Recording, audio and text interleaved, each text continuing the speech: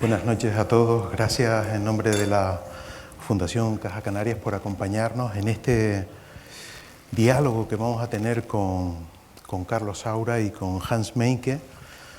Acabamos de inaugurar esta misma mañana en la sala del Espacio Cultural de Caja Canarias en La Laguna esta extraordinaria exposición que es España, años 50.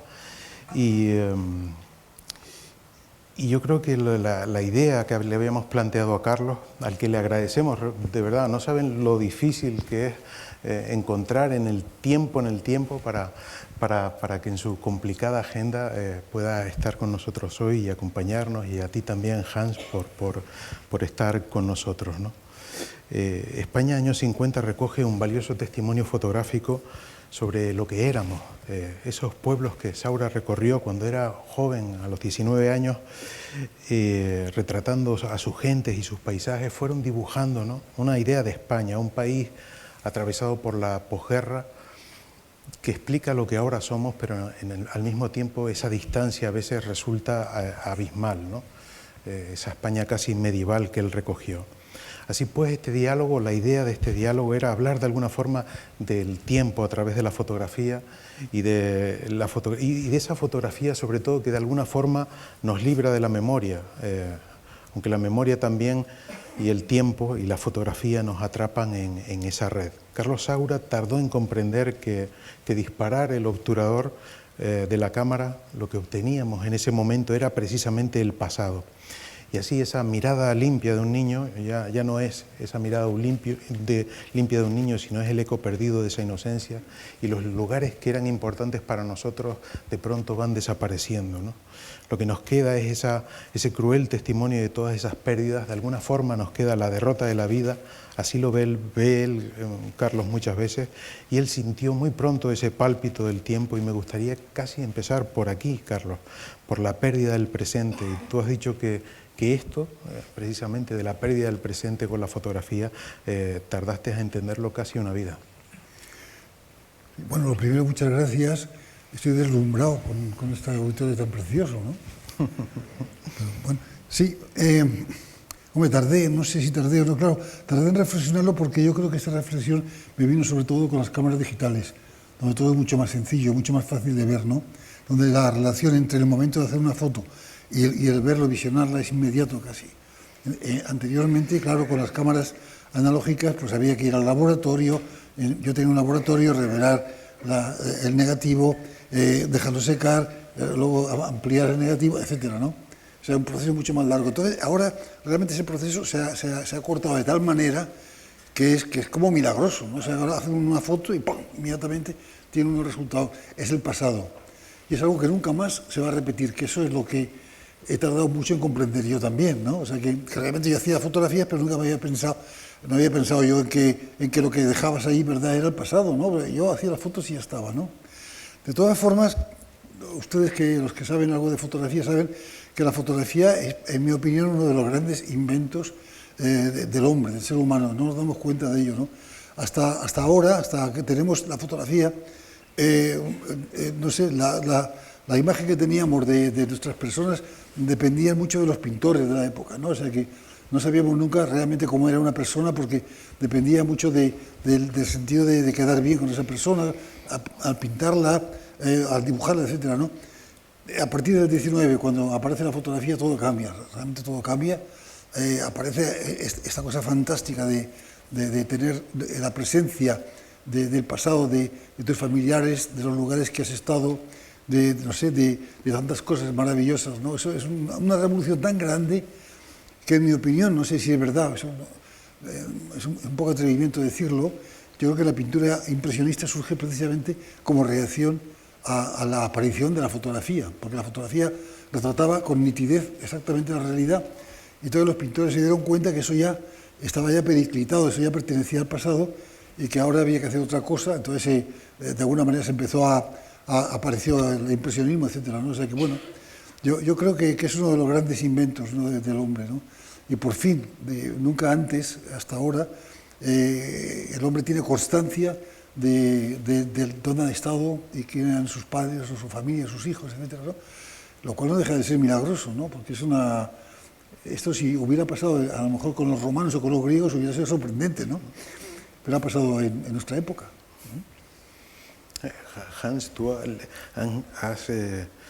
tienes mucho que ver con todo este proyecto desde el principio, ¿no? Conoces en detalle toda la evolución de Carlos como fotógrafo, has analizado su archivo, lo has revisado con él y esta exposición coge solo esa franja, ¿no? de los 50 a entrados los años 60, los primeros años 60. Sí, unos 10 años máxime creo que recoge esta exposición. Pero son años, encuentro, esenciales en la vida del Carlos Saura fotógrafo. De fotógrafo secreto, hay que decir, porque la fama, la celebridad de Carlos se debe sobre todo al cine, pero no se conoce tanto, o se ha tardado mucho en conocer esta otra faceta de él, no solo esta, sino algunas otras que tiene también en el campo de la creación, ¿no? Y dentro del tesoro que ha ido creando calladamente en el mundo de la fotografía, desde su más temprana juventud, con anterioridad a su trabajo cinematográfico, dentro de ese tesoro hay bloques, hay minas muy ricas de material fotográfico, ¿no? O de momentos que han quedado congelados ahí, de la historia que él ha visto en su entorno, de las historias humanas, de las historias de un país, en sus viajes, en sus experiencias, ¿no? Y a mí, al conocer, al tener la suerte, por mi relación desde los años 60 con Carlos, al tener la suerte de conocer ese archivo, de enseñarme lo que tenía. Nuestra unión viene por los libros, nosotros hemos editado juntos libros. Y por ahí viene nuestra relación en el mundo de la fotografía también, al conocer yo, pues privadamente en su casa, las imágenes maravillosas, que se atesoraban en álbumes de fotografías que él copiaba, que él mismo se revelaba, hacía todo. Y yo me parecía increíble que eso estuviera allí y que nadie de las generaciones actuales conociera eso, ¿no? Y entonces pues me enteré de que Carlos tenía una vida anterior de fotógrafo que incluso le permitió ganarse durante un tiempo la vida como joven fotógrafo, recorriendo los festivales de España de música y danza en Granada o en Santander, fotografiando como fotógrafo oficial de esos festivales. Bueno, pues de ahí, de esa época, de esos años 50, queda un tesoro fotográfico, pero entre él, el gran bloque maravilloso de esta España, que ha desaparecido para muchos y que muchos no recuerdan ya, solo las generaciones mayores. Y hay que verla también para comprender de dónde venimos y no olvidar sobre todo de dónde venimos. La historia es un hilo continuo y la fotografía ayuda a reconocer eso, creo yo. Tú has dicho, Carlos, en muchas ocasiones que de alguna forma desprecias el pasado y esa es una batalla casi de contrarios, ¿no? Siempre estás queriendo atrapar aquello de a lo que no quieres aferrarte, ¿no? Como si una fotografía pudiera de alguna forma liberar al fin la nostalgia para que tú pudieras seguir adelante. Es que también sirve para eso, ¿eh?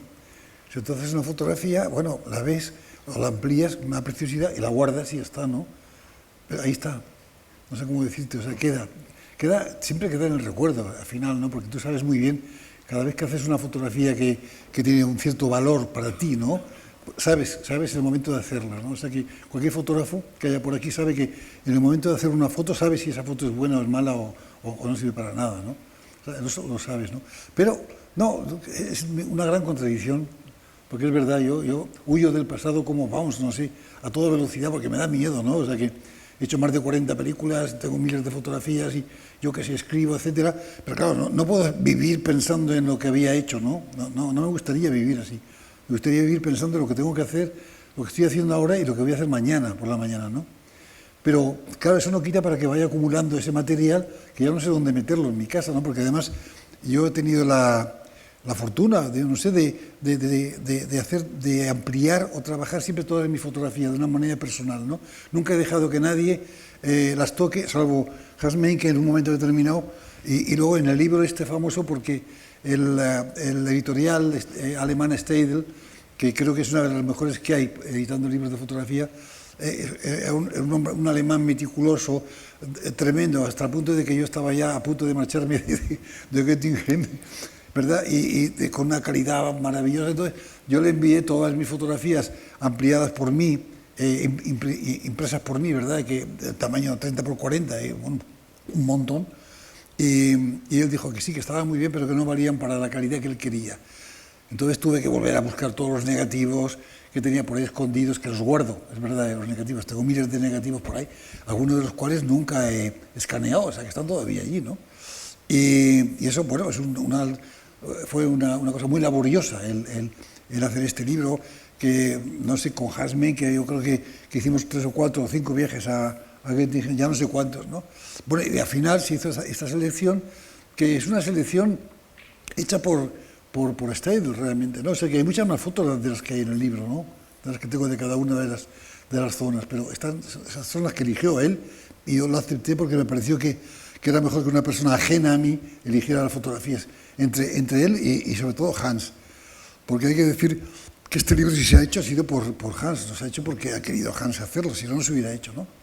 Pero en fin, el problema del pasado o del presente a mí me ha preocupado muchísimo. Tú sabes que en alguna película mía yo hice una reflexión en La prima Angélica, por ejemplo, ¿no?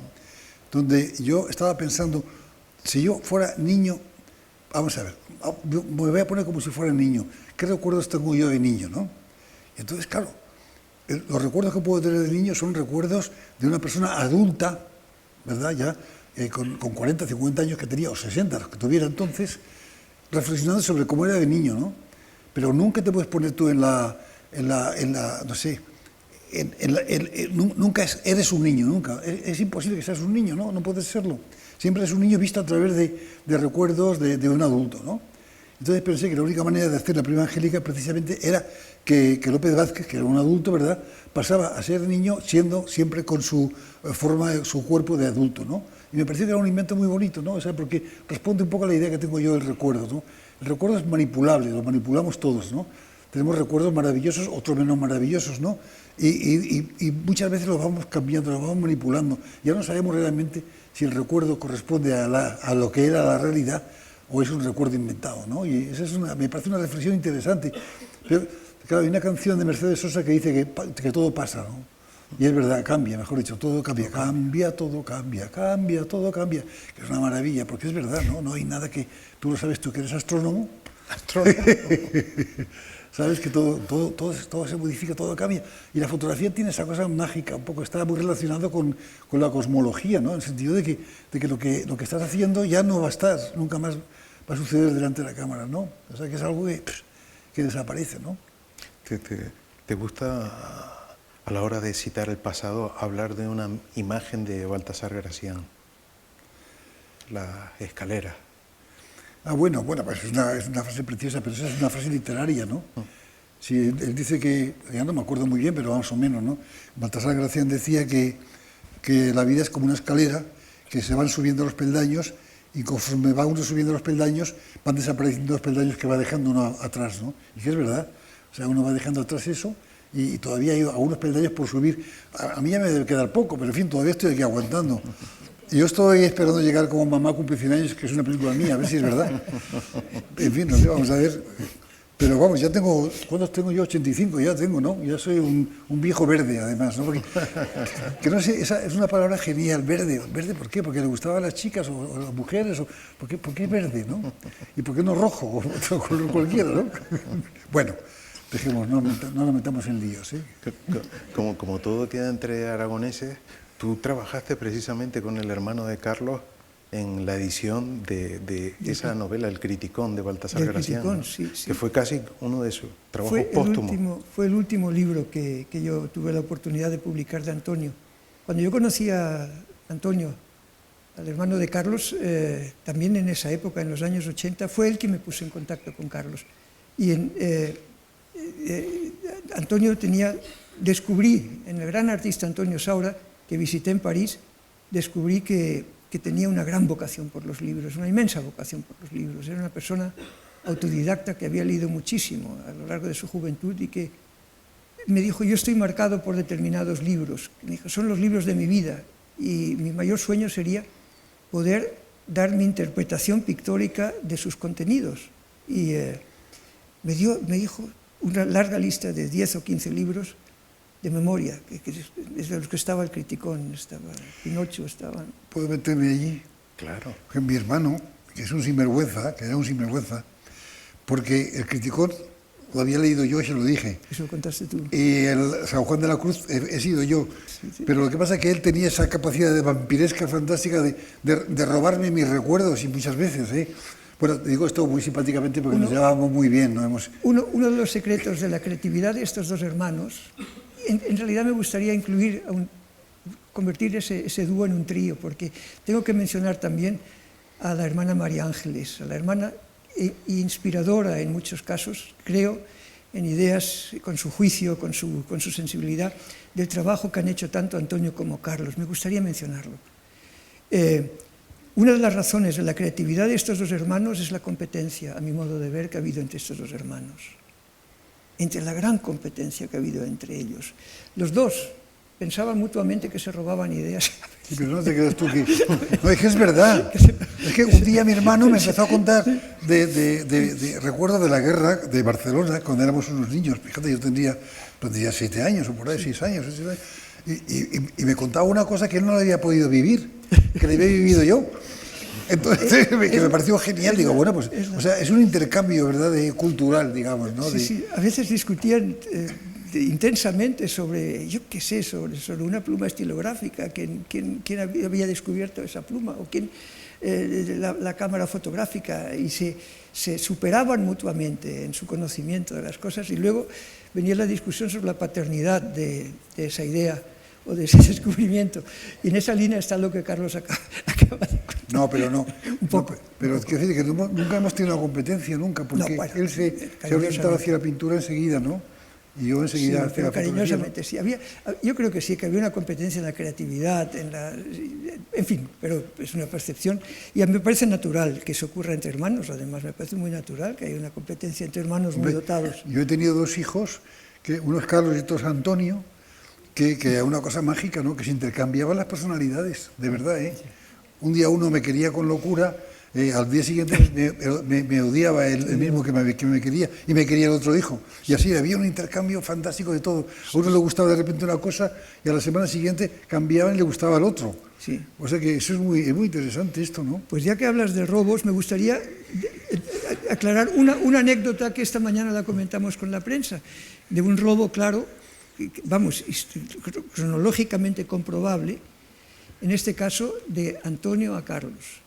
Carlos hizo una serie de fotografías. No, tengo que empezar por Antonio. Antonio publicó en los años 60, creo yo, o 70, en la editorial Gustavo Gili, la antigua editorial de Picasso, también en Barcelona, publicó una serie de litografías de autorretratos monstruosos que tituló Moi, la serie Moi de litografías, que es conocida entre los interesados por el arte. Y un día, revisando las fotografías con Carlos, descubro en su archivo unas fotografías que me parecían, pues, que tenían que ver con esa serie de alguna manera. ¿Cómo de alguna manera? Eran las fotos. El hecho, la realidad es que luego me enteré, yo digo, oye, pero esto es de tu hermano, no sé cuánto. Dice, ¿cómo de mi hermano? Esto me lo ha robado mi hermano.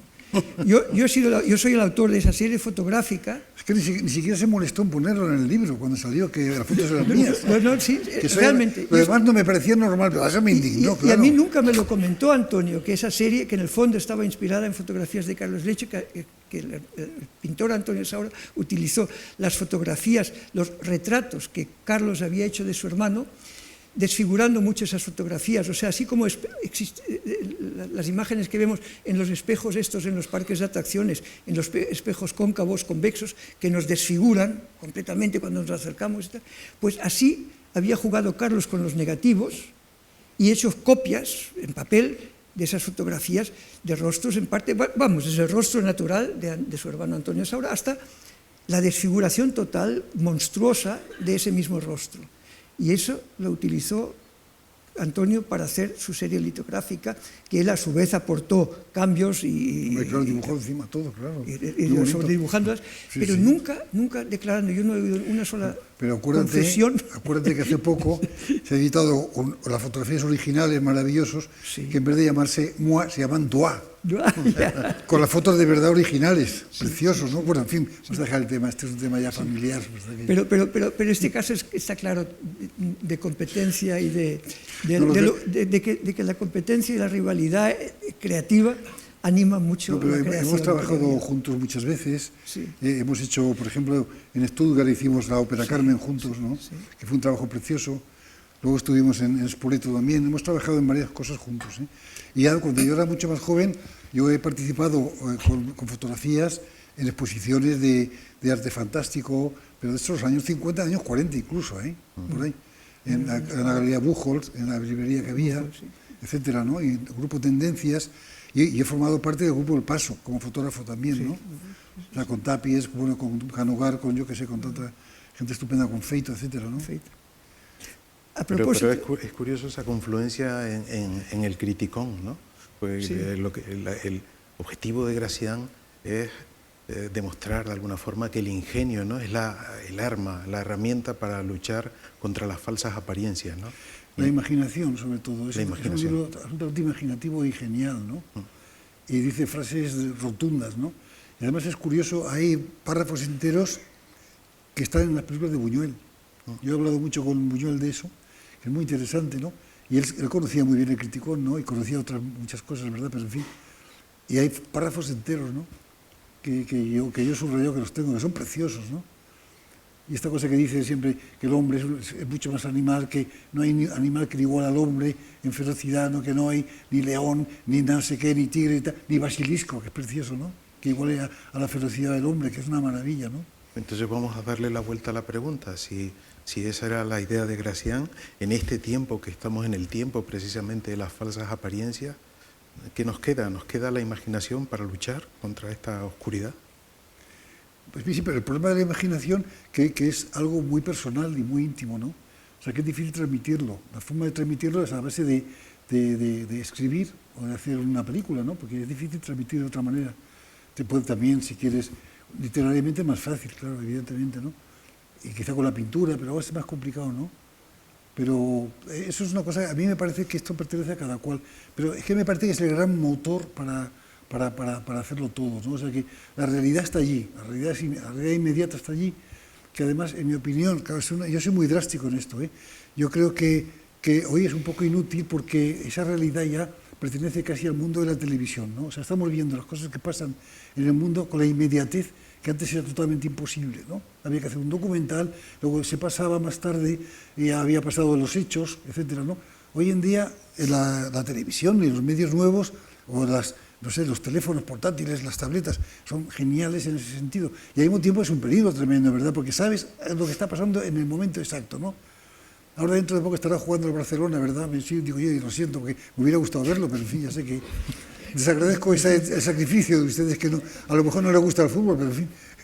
Pero eso, por ejemplo, ¿no? El mayor peligro era que no vinieras tú. Sí. Bueno, te digo esto porque es verdad, ¿no? Es tremendo. Entonces yo siempre soy más partidario, seríamos partidarios de hacer un cine más imaginativo, más creativo, ¿no? No solamente retratar la realidad inmediata, que eso está muy bien hacerlo, ¿no? Pero que eso ya pertenece, en mi opinión, a la televisión más bien. O sea, no hacer ahora otra vez una película costumbrista, por ejemplo, ¿no? que como se hace en España tantos, que son iguales, todas iguales, ¿no? Chico enamorado de chica que tiene el problema con otro chico, o mamá que tiene problema porque se ha divorciado de su papá. Bueno, que está bien, cuidado, porque a veces hacen obras maestras así, claro. Hay excepciones, ¿no? Pero la imaginación permite hacer eso mucho más, ir mucho más lejos. Yo siempre digo que los grandes imaginativos, cuando yo era más joven, pero sigo pensando lo mismo, eran, por un lado, es Bergman, Ingmar Bergman, esta cosa tan tremenda, tan protestante, tan dura, ¿no? Pero fantástica, pero muy imaginativa, muy creativa, ¿no? Fellini, que es todo lo contrario, esa beta mediterránea disparatada, ¿no? A veces es exagerada, pero siempre estupenda, ¿no? Y Buñuel, que siempre digo que está en el centro de todo, ¿no? Que es la realidad convertida en imaginación, ¿no? O sea, como la imaginación se trabaja con elementos reales, ¿no? Elementos muy concretos, ¿no? Porque claro, la imaginación, cuando se habla de imaginación, a mí me da mucho miedo que se hable de esa imaginación de los cuentos de hadas, ¿no? Porque eso a mí no me parece imaginación, me parece otra cosa, ¿no? Eso a mí no me interesa eso. Yo hablo de la imaginación del ser humano, de su cabeza, de sus recuerdos, de lo que piensa, de lo que la relación que establece con otras personas. Es una maravilla, ¿no? La cantidad de cosas que se pueden contar. ¿Crees que ni siquiera el testimonio de la fotografía nos libra de alguna forma de querer siempre manipular o cambiar el pasado, ¿no? La tentación esa siempre está ahí. Bueno, la fotografía es, ya de hecho, si no se manipula, que ahora se manipula mucho, antes se manipulaba también, pero menos, en las ampliaciones y todo eso, ¿no? Metías la mano para oscurecer unas zonas, tal. Yo creo que la manipulación es inevitable en todo, ¿no? O sea que no hay ningún literato, pienso yo, que yo no soy literato, que no corrija 40.000 veces los textos y que no haya otra persona, un corrector, que lo hay, si no, no habría un corrector, ¿verdad?, oficial, que lo hay para corregir las cosas. Eso quiere decir que todo que no hay nada firme, seguro, definitivo, ¿no? Yo lo aprendí una vez que estaba en la antigua Persia, ahora se llama Irán, ¿verdad? En la antigua Persia, estaba en Teherán, me acuerdo, y mi mujer estaba comprando una alfombra, ¿no? Muy bonita, preciosa, ¿no? Y mi mujer, con esa cosa extraña de las mujeres maravillosas que se fijan en todo, no sé, mira, tiene un defecto. Y el vendedor genial dijo, tiene un defecto porque nada es perfecto. Solamente es perfecto es Alá. Que es una idea genial. O sea que, mira, hay dos ideas que me parecen maravillosas. Esa y San Juan de la Cruz. Pues San Juan de la Cruz escribe esa noche oscura, con ansias, en amores inflamadas, salín sin ser, etc., ¿no? Una maravilla de poemas, ¿no? Bien.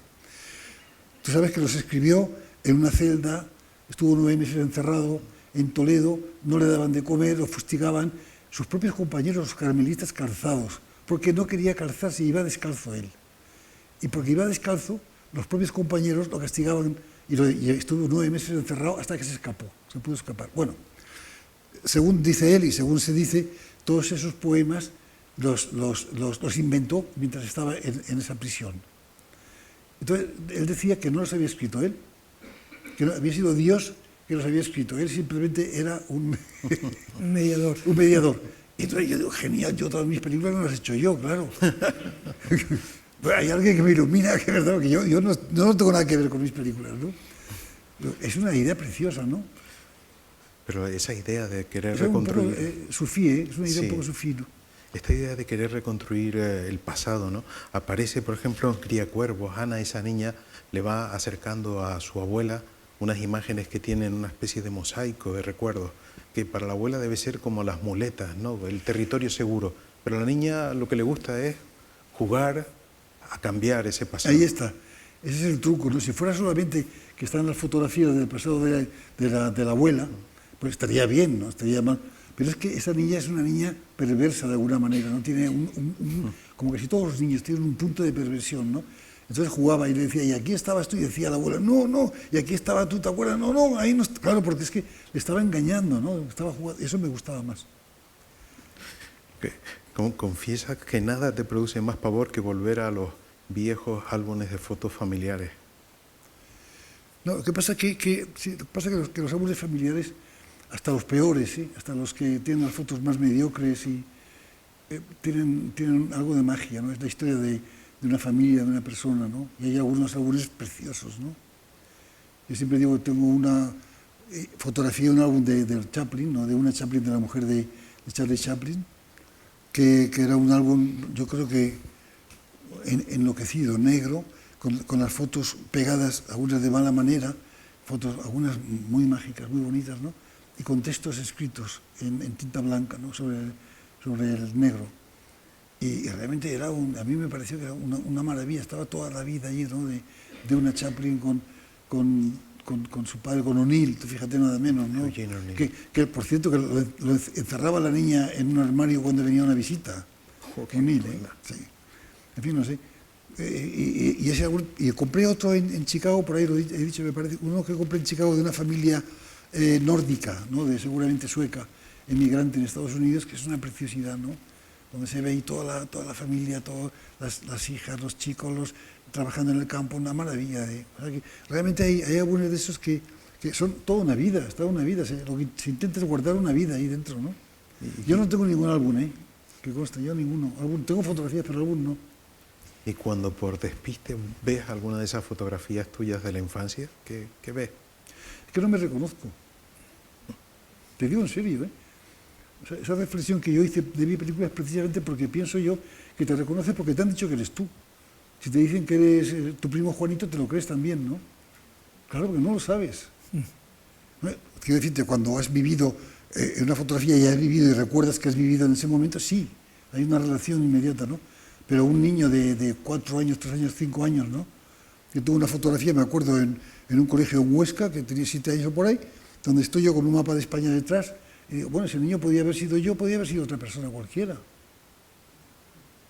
¿Querías comentar algo, Hans? Sí, para volver sobre la fascinación de las fotografías que conociste en la casa de Chaplin, o de O'Neill, o el recuerdo que tienes de ello.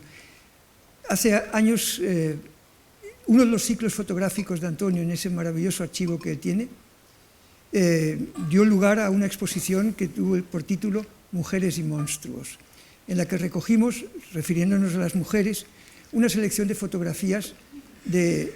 No, ya he dicho, esta mañana lo he vuelto a decir otra vez, ¿no? Que el título lo inventó él y que es muy peligroso. Mujeres y monstruos.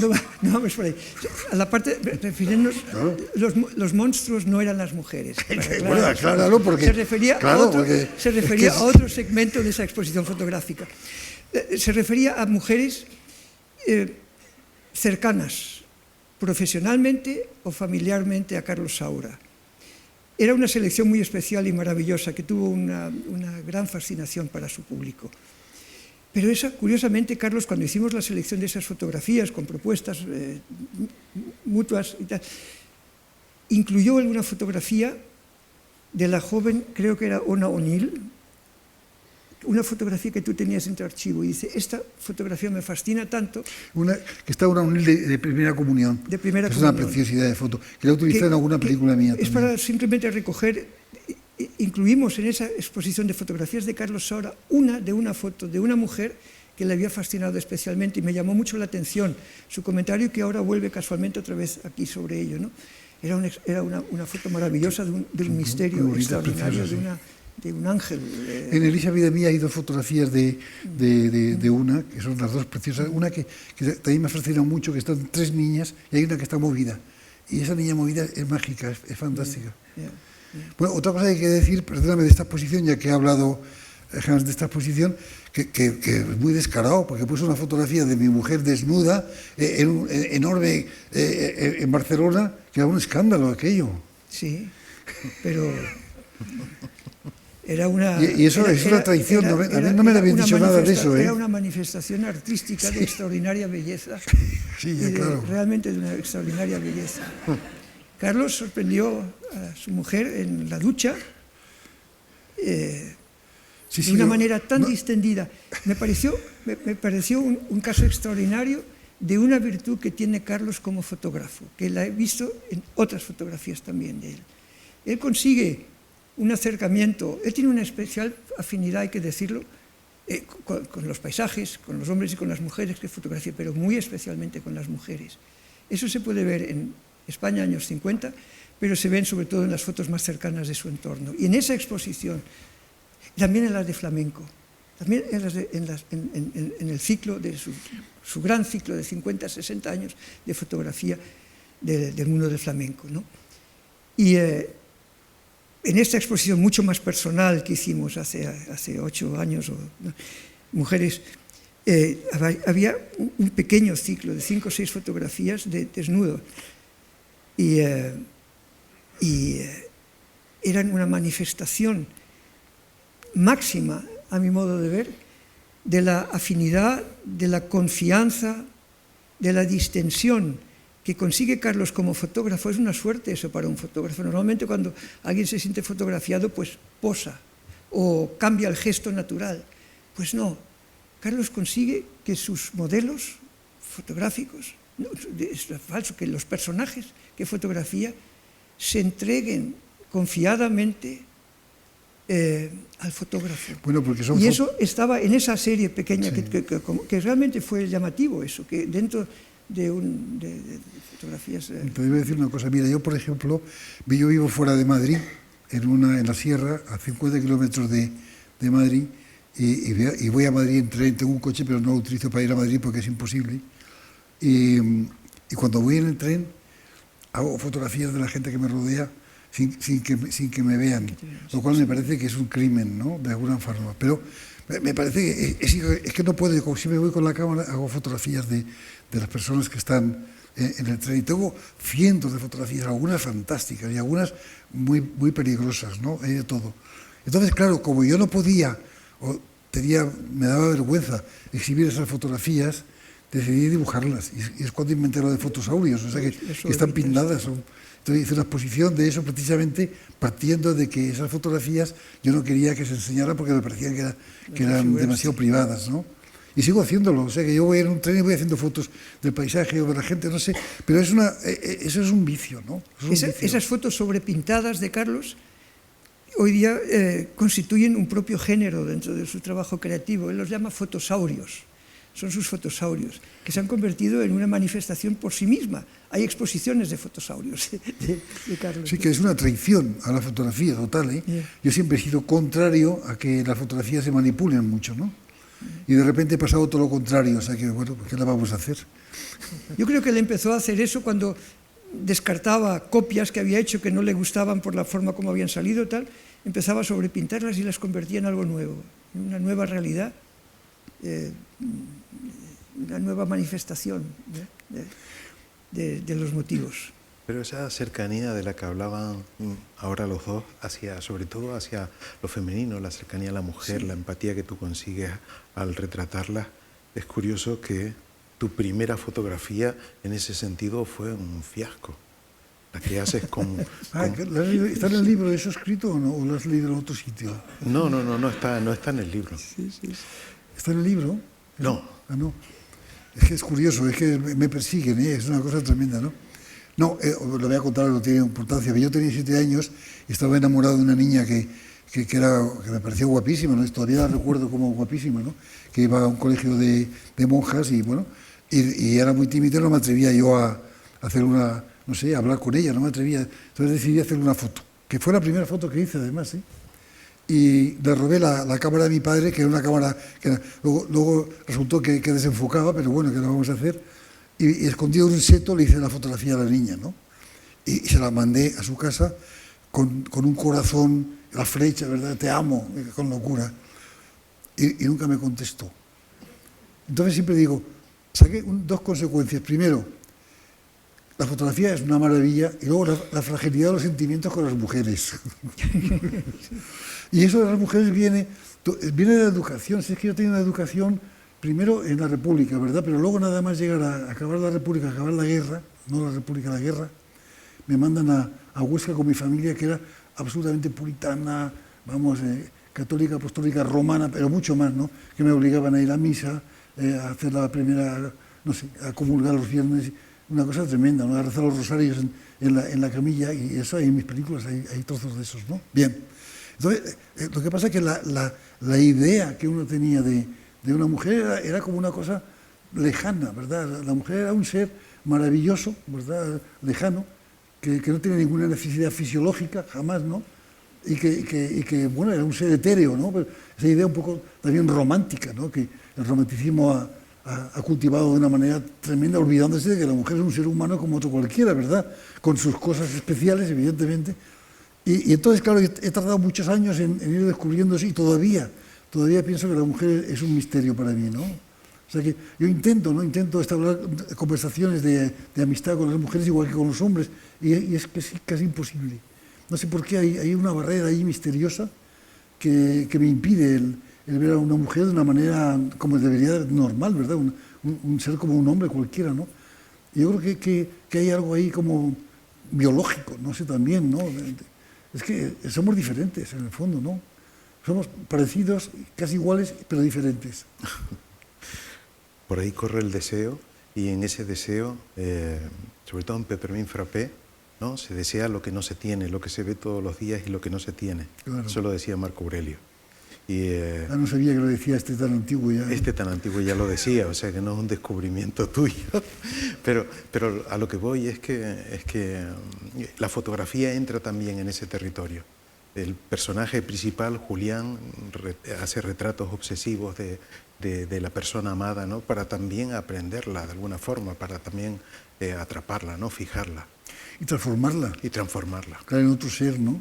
Tiene una idea de mujer, que es una especie de idea de una mujer distinta a la que tiene al lado, cuando la tiene al lado, pero la que tiene al lado no le interesa tanto, le interesa transformar a esa mujer y convertirla en una especie de Pigmalión de otra manera, si quieres, ¿no? O sea, cómo convertir un ser humano cualquiera en otra cosa a base no sé, de cambio físico, de cambios de vestuario, de educación, lo que tú quieras, ¿no? Es un tema casi eterno, ¿no? Con todas tus reservas hacia el pasado, me resulta sorprendente la capacidad que ha tenido Hans, ¿no? De pronto de sacar a la luz, ¿no? Ese bloque enorme del pasado, ¿no? Porque además lo ha sacado de una sola vez, la revisión de ese enorme archivo. Y me gustaría que contaran un poco todo el proceso Yo no conozco, creo que he llegado a conocer todo el archivo, pero sí el archivo antiguo de fotografía, especialmente las en blanco y negro, y parte de las fotos en color también, ya cuando Carlos empezó a fotografiar en color, que no hace tantos años de ello, ¿verdad, Carlos? No, a partir de las cámaras digitales. Sí, con las cámaras digitales. Antiguamente algunas personas, entre ellas yo, estábamos convencidos de que Carlos seguiría fotografiando toda su vida en blanco y negro. Estábamos tan fascinados por su archivo fotográfico y por lo que iba saliendo y acostumbrados a ver sus fotos en blanco y negro, como mucha gente todavía recuerda con gran viveza su cinematografía en blanco y negro, ¿no? Y de modo que yo no conozco tan bien su fotografía en color. Dentro de ella sí, últimamente la fotografía de sus paisajes, que me parecen maravillosos. Es un paisajista extraordinario en el campo fotográfico. Y ahí destaca muchísimo sus fotos en color, encuentro. Sobre todo en la época cuando hiciste la película 7 días, que también está encabezada por unas escenas de paisajes, teóricamente de Extremadura, pero que hiciste en Castilla. Ya no me acuerdo, pero sí. Pero para contestar la pregunta, el hecho es que en ese filón fotográfico, pues sí, hay segmentos grandes, uno de ellos muy, muy grande e inagotable casi, de que solo se ha reflejado en algún libro y en alguna exhibición fotográfica. El flamenco. Sinceramente, Hans, yo hubiera querido hacer siempre fotos en color toda mi vida, ¿eh? O sea, yo hacía en blanco y negro porque no había posibilidad de hacer color, ¿no? En cuanto pude hacer color, he trabajado con el color porque el color añade otra cosa. Es verdad que la foto en blanco y negro tiene un misterio que no tiene el color muchas veces, ¿eh? Pero el color añade algo nuevo, añade una cosa maravillosa, el trabajo con el color, etcétera, ¿no? Es una maravilla, ¿no? O sea, que realmente se completa la fotografía con el color, ¿no? Igual que se completó el cine con el sonido, con el sonido, digan, o sea, el cine mudo estaba muy bien, y digan lo que digan, el cine con sonoro era mucho mejor. O sea, que yo lo siento mucho, ¿no? Sin embargo, vuelve a nacer una fascinación, encuentro yo. También lo vemos a veces por la recuperación de películas antiguas de los años 50, de los años... Con qué fascinación observamos películas técnicamente con más dificultades que actualmente y todo eso, pero que tienen una hay fuerza... Pocas, ¿eh? Hay pocas. Hay algunas maravillosas, pocas se salvan, ¿eh? Pocas. Vamos, por lo menos en mi caso, ¿no? Bueno, es una cosa ya cinematográfica, si queréis, ¿no? Pero muchas de las películas que yo amaba de los años 40, las comedias americanas, etcétera, las veo ahora y me parecen una cosa totalmente pasadas, ¿no? En todos los sentidos, ¿no? Siempre es el niño millonario enamorado de otra niña millonaria, no sé, luego la insoportable la música, que yo es que claro, tengo un oído muy delicado, ¿no? Pero estas películas americanas donde, por ejemplo, se abre una puerta, y llega el personaje, y toda la película está así, ¿no? Es insoportable, ¿no? Yo que tengo un oído muy delicado, no puedo aguantar eso, fíjate. Bueno, perdón. Y sin embargo, siempre has dicho que el color para ti te resulta dificilísimo, que nunca te atreverías en una película tuya a tomar la responsabilidad sobre el control de la fotografía en color. Porque el blanco y negro es muy fácil en cine hacerlo, es muy fácil. Grises, vamos, blanco, negro, no sé cómo decirte, no sé, te puedes equivocar, puede ser más oscuro, menos oscuro, pero vamos, hay correcciones hoy en día, ¿no?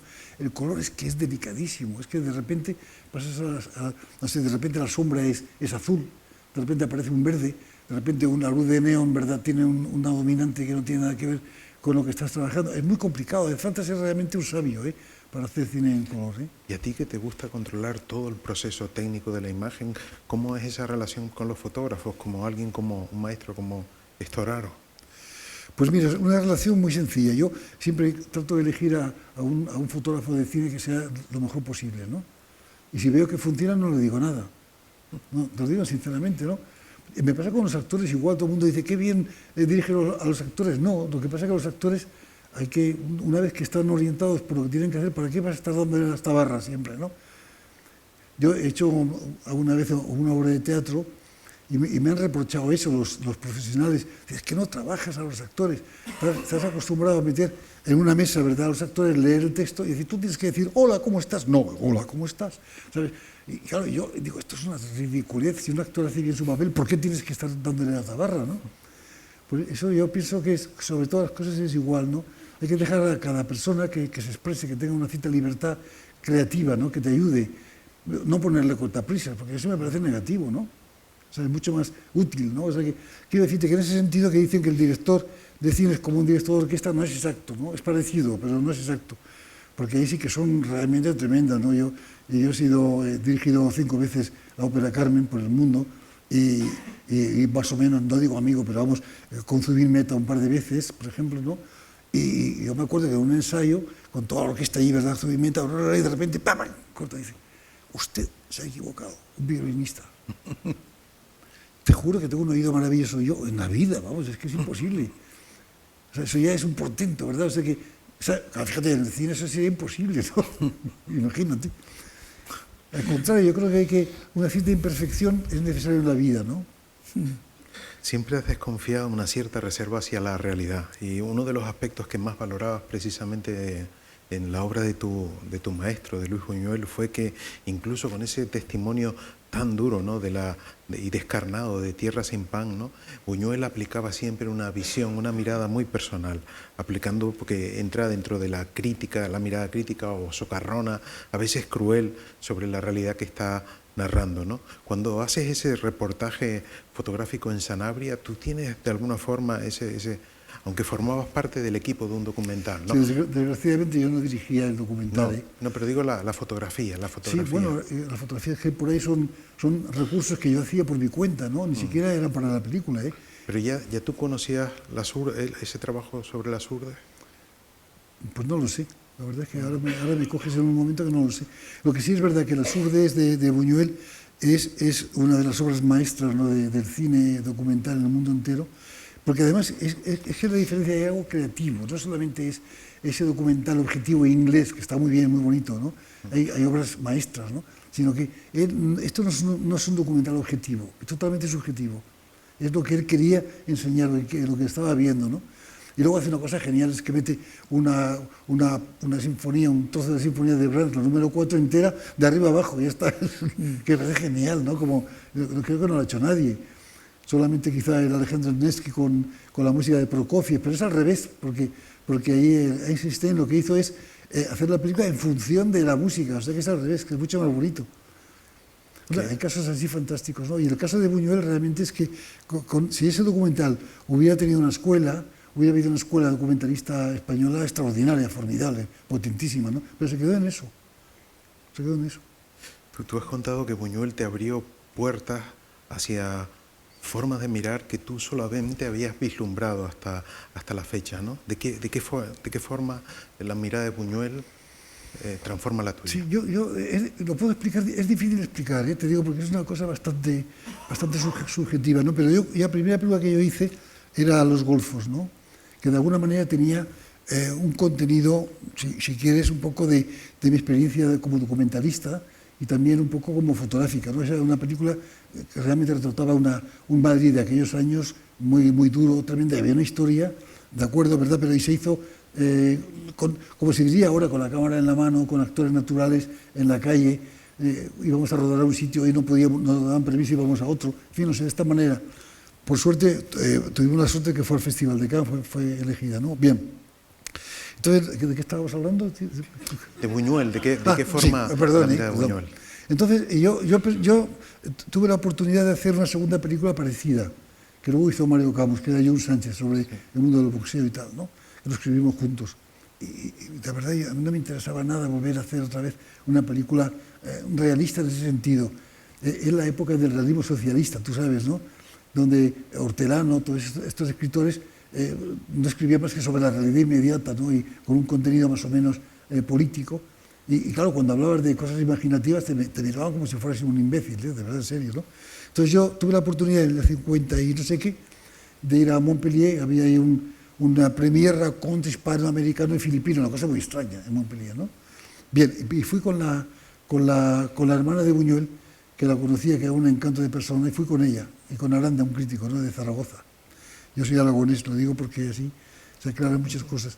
Y en Montpellier vi 3 películas de Luis que me parecieron deslumbrantes, que era un poco el camino que yo quería haber seguido. Un camino más imaginativo, dentro de la realidad, lo que habíamos hablado antes, una realidad concreta, pero esa realidad se expresa de muchas maneras, no es solamente la realidad inmediata, ¿no? Hay otras realidades del ser humano, ¿verdad?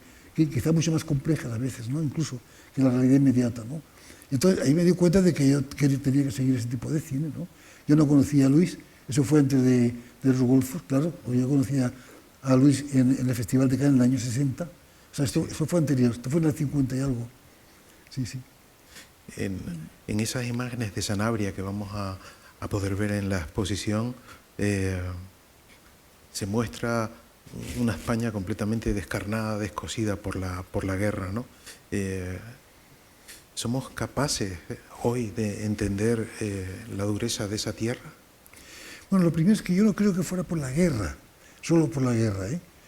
Había una especie de, en España, un analfabetismo, incultura, ignorancia de muchos pueblos, era tremendo, ¿no? Sí, pero esas mujeres de luto son consecuencia directa de esa guerra. Bueno, Claro. de la guerra y de todas las tradiciones anteriores, donde todas las mujeres iban con un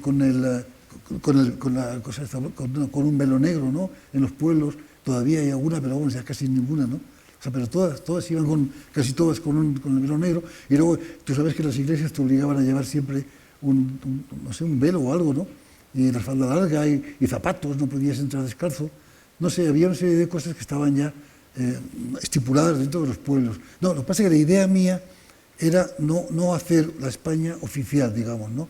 Había una España oficial, fotografiada por fotógrafos, algunas veces estupendos, ¿no?, que era eso, por los castillos, paisajes maravillosos, ¿verdad?, gente con tradiciones, Semanas Santas, etcétera, ¿no?, las tradiciones más o menos de los pueblos y tal. Yo pensaba que España era otra cosa, y es verdad, estuve viajando por España y me di cuenta de que no, que España, que los pueblos era otra cosa, ¿no?, que había una pobreza muy grande, que se vivía muy justo, que había hasta miseria en algunos sitios, y en Sanabria concretamente era el medievo, ¿no?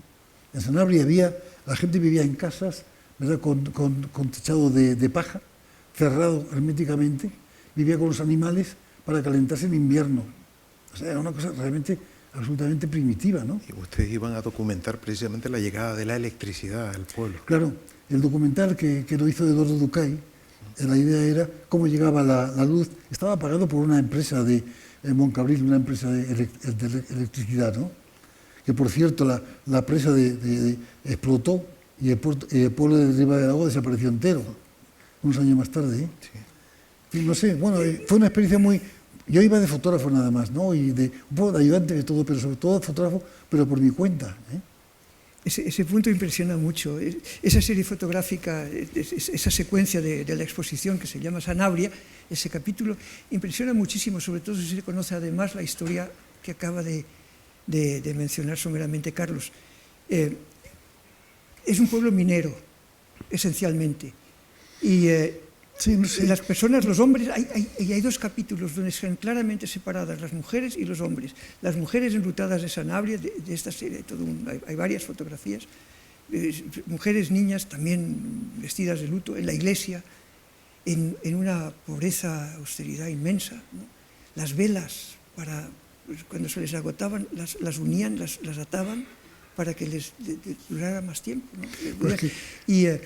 Y cuando se sabe después que poco tiempo después de estar Carlos allí haciendo ese reportaje, muchas de estas personas que aparecen aquí desaparecieron arrasadas por la presa que se rompió, gana más fuerza el argumento que ha utilizado al principio de todo, que han utilizado Álvaro y Carlos al principio de todo, de que la fotografía capta momentos que nunca más volverán. En este caso, ya extremadamente, esas personas poco después de ser fotografiadas y de aparecer, quedar para la eternidad en negativos fotográficos. Bueno, en realidad Sanabria era lo más parecido a las Urdes, de alguna manera con diferencias, pero era un territorio semejante a las Urdes, ¿no?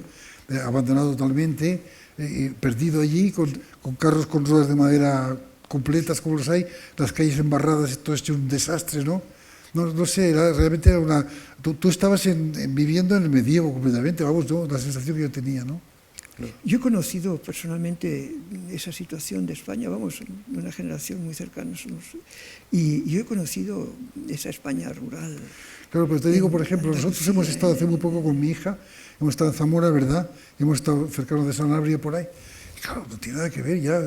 Lo que es interesante de este libro es ver que España, lo que era España y lo que es España, ¿no? O sea, que es que no nos damos cuenta muchas veces, ¿no? O sea, no tenemos sentido de las proporciones. Lo que era esa España miserable, tremenda, brutal, ¿no? Y ahora vas a Sanabria y la gente va ahí a descansar, el lago es precioso, los pueblos son limpios, no puedes aparcar el coche porque no tienes espacio, en fin, no sé. No sé si esto es bueno o malo, pero quiero decirte que la diferencia es abismal. La gente te habla de una manera normal, y la gente habla y lee. No sé, eso no tiene nada que ver. Yo recorrí hace 8 o 10 años, no sé cuánto tiempo hace ya, las Urdes, todavía con la visión que conocemos de Buñuel y del relato de Marañón, como científico que estudió las enfermedades, endémicas de las Urdes, las enfermedades debidas en gran parte a la endogamia y al aislamiento y la pobreza, ¿no? Y verlo hoy, pues no te imaginas ya, ¿no? Es afortunadamente... No sé, lo que pasa es que yo creo que hablar del pasado pues tampoco interesa tanto, porque yo con mis hijos, y tengo 6 hijos, ¿no? ¿Son 6 o 7? ¿Cuántos tengo? 7. Sí. Bueno, pues claro, hablarles tú de la guerra de España. Pero los nombres te acuerdas, ¿a que sí? Sí, pero háblales de la guerra de España, es como la prehistoria, te dice papá, por favor. O sea que es verdad, ¿no? Si es que la vida evoluciona, es muy complicado, ¿eh? Sí, pero esto de ir para atrás es muy peligroso, muy peligroso. Yo el libro a mí me da mucho miedo también por eso, ¿no? Pero lo hablábamos esta mañana, Hans y yo. Estamos a una vuelta de tuerca de la actual crisis o a cualquier conflicto que se vaya a complicar ahora para volver a esa Edad Media. O esperemos que no, ¿no? No, pero confiemos en la providencia. Álvaro, ¿me permites un comentario todavía?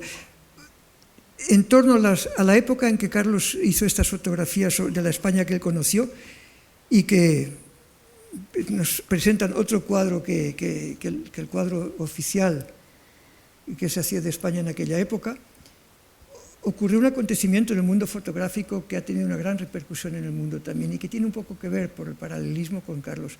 Un gran fotógrafo, considerado hoy día uno de los mayores fotógrafos todavía vivos del mundo, Robert Frank, era un suizo que se estableció en Estados Unidos y que tuvo la suerte de conseguir una beca de Peggy Guggenheim que le permitió trabajar durante una temporada, recorrer los Estados Unidos y hacer su reportaje fotográfico, su visión fotográfica de los Estados Unidos. Robert Frank no aceptaba el cuadro oficial de la eterna sonrisa del Hollywood o de la América, que se presentaba oficialmente y que todos conocimos en Europa también, de las películas norteamericanas, de los documentales y de todo. Parecía que todo el mundo era siempre feliz, que era muy rico y que estaba siempre muy, muy contento y sobre todo muy guapo y muy esbelto. Bueno, Robert Frank recorrió los Estados Unidos durante meses e hizo una serie fotográfica que se ha convertido en un clásico de la fotografía, hoy día un libro que se llama The Americans, Los Americanos, y que rompió totalmente, fue una conmoción en los Estados Unidos la publicación de ese libro en Europa, y hoy día todavía es un clásico, un estándar. Y curiosamente, mientras trabajábamos en la edición con Steyr, con el editor alemán de España años 50, Steyr, que es el editor, el gran editor hoy día del mundo de la fotografía y que tiene los derechos, representa los derechos mundiales de Robert Frank, es amigo de Robert Frank, que tiene hoy día, no sé, 90 y tantos años, pero que tiene, pues dice, Carlos, tú has hecho tu testimonio de la España, como de tu época, con tu visión, Sí, pero como Robert Frank lo ha hecho, un testimonio contrario a la visión oficial, contrario al escapismo que tenemos a veces edulcorando la situación, y has dejado un testimonio muy... Pero fíjate, yo no he tenido la ventaja de tener a Peggy Guggenheim detrás, que no estaría mal, ¿no? Una beca un año entero para trabajar, una maravilla, ¿no? Como te dé la gana, con dinero y con una vida asegurada. Eso, para un fotógrafo es el sueño. Tampoco sería tan... Bueno, no creo que ganara una fortuna con eso. Fue una beca que consiguió para hacer eso. Bueno, pues tuvo también esa fortuna, ¿no? Oye, cuidado, yo lo respeto mucho. Un fotógrafo muy interesante, ¿no? Apostó Peggy Guggenheim, tuvo el gran valor, yo creo que tiene muchos méritos Peggy Guggenheim, porque ha hecho eso con varios artistas, de apostar por gente que era desconocida en su momento. Y simplemente ya esa apuesta me parece muy... La reflexión que yo me hago sobre Sanabria, que me la hacía ya en ese momento, era la diferencia, que eso es lo que es tremendo, en lo que era mi vida, con mi familia, clase media, más o menos establecida, no digo no millonaria en absoluto, pero es verdad, una clase media educada, mi madre pianista, mi padre trabajaba, ganaba dinero, no sé, mis hermanos, todo, el contraste, siempre es la idea del contraste, ¿no? Llegar a Sanabria de repente es todo lo contrario, ¿no? Ese es el shock, ¿no? Es el shock cuando vas, por ejemplo, a África, ¿no? Ahora mismo te vas a África y es el shock, ¿no? Decir, bueno, pero ¿cómo se puede vivir así, ¿no? ¿Qué está pasando? ¿Cómo somos tan bestias, ¿verdad? Para creernos que vivimos como Dios cuando hay mucha gente que vive fatal, ¿no? Pero claro, eso es uno de los problemas que tenemos hoy en día, ¿no? Porque el bombardeo de la televisión, ¿no? Hoy estamos viendo muertos y nos parece normal. Yo la primera vez que vi un muerto y estaba comiendo, pues estuve devolviendo, no podía verlo. Ahora ya me da lo mismo, estás ahí viendo que han bombardeado, hay 40 muertos. Ha explotado una bomba, bueno, pues ha explotado una bomba. Ahora te da lo mismo, ¿no? Es una banalidad. Y luego te plantea un problema personal tremendo de decir, bueno, ¿y qué puedo hacer yo para cambiar el mundo? Pues no puedes hacer nada o muy poquito, ¿no? Cada uno hace lo que puede, pero nada, en el fondo. O sea, tú puedes ir de misionero si quieres, pero igual tampoco resulta eso, no sé. ¿Sabes lo que te digo? No? O sea, que ese es uno de los problemas que yo creo que tiene el ser humano ahora al recibir tal cantidad de información que recibe cada día. Donde estás al día, lo que está pasando, de repente ves ahí en Corea del Norte, pues eso parece el fascismo total, ¿no? Está todo el mundo unificado, todo el mundo exactamente igual. Da mucho miedo eso, ¿no? Pero yo creo que ese impacto, que yo también considero que es una marabunta que nos asfixia de información y de tal, pero entre ello hay información que ha conseguido movilizar a mucha gente. Una parte de nuestra juventud, de la que no se habla quizá lo suficiente, se ha movilizado en el mundo, no en España, en el mundo. Una minoría, una minoría. Pero una parte importante que ha ido, ¿no?, a esos lugares, que está trabajando en esos lugares, que siente y que transforma en acción y trata de contribuir a cambiar eso. Pues sí, mientras una persona te diga que te lanza una bomba, que es la madre de todas las bombas, ya para empezar. Sí, pero a pesar de todo... Y está muy contento de que se llame la madre de todas las... que es una barbaridad, llamar a una bomba la madre de todas las bombas, ¿no? Pero a pesar de ello, tenemos esas manifestaciones de protesta que consiguen a veces algo, ¿no? El movimiento que nació en Berkeley, en los Estados Unidos, de esa rebelión de la juventud contra determinados cánones que ya no compartían y demás, yo creo que con su conjunto ha sido beneficioso, como la revolución del 68, que nos ha hecho cambiar, abrir los ojos para determinadas cosas y que producían un malestar creciente en las nuevas generaciones, ¿no? Yo creo que ha habido esfuerzos importantes contrarios a eso también, ¿no? a esa situación yo me refiero lamentable. A la afectividad actual. Pero mira cómo lo que está pasando en África, ¿no? Tú sabes mucho más de eso que yo, o sea que hemos estado hablando de esto también, ¿no? La imagen es verdad que ha provocado, o la cotidianidad de la imagen dura del fotoperiodista ha provocado de alguna forma una cierta anestesia de la mirada. Absoluta anestesia. Y sin embargo, Goya, cuando hace ese retrato de los desastres de la guerra, teme tanto ese testimonio que decide no publicarlo en vida. Bueno, pero era porque tenía miedo a los franceses y a la Inquisición, ¿eh? O sea que está claro eso, ¿no? Pero sabía la dureza de lo que, Hombre, claro, tenía ahí. y lo publicó 50 años después de muerto, Goya, Los desastres de la guerra. O sea que él no vio la publicación. Los desastres no se atrevió. Claro. No se atrevió, tuvo No se miedo atrevió. de publicarlo. Y no, Ahí, en la película de los Golfos, la censura que corta buena parte de tus imágenes, incluso la secuencia, parte de la secuencia del río, que es tan importante en esa película, pero una de las frases del guión que corta, esa te dolió especialmente, ¿recuerdas cuál era? Ni idea. Pues es difícil. Fíjate, el año 60, ya me contarás, he hecho más de 40 películas. A mí me dicen, ¿no te acuerdas en qué fecha hiciste esa? Pues no me acuerdo. Lo Esos siento. jóvenes miran a Madrid en la distancia y dicen, es difícil llegar a ser alguien aquí. Es verdad, sí, sí. ¿Sigue siendo este un país difícil? Bueno, vamos a hablar primero de una imagen de Deprisa que me parece estupenda, ¿no? Que no es de los de Deprisa, que están ahí los chicos estos, ¿verdad? Y está el Sagrado Corazón de Jesús en el cerro de Los Ángeles, ¿no? En Madrid, que dicen que es el centro de España, y hay una señora que dice, sí, pobrecito, tal y cual, y entonces uno de ellos dice, algo habrá hecho. Era tremendo, ¿no? No, ¿qué me decías? Perdona. Que sí, este país sigue siendo difícil como... Yo noto la diferencia no cuando voy a Francia, ¿no? Yo cuando vengo de Portugal, porque a mí en Portugal la gente habla como muy suave, todo parece como muy educado, todo. Entonces entras en Extremadura, ¡ay, Dios, hostia puta, no sé qué!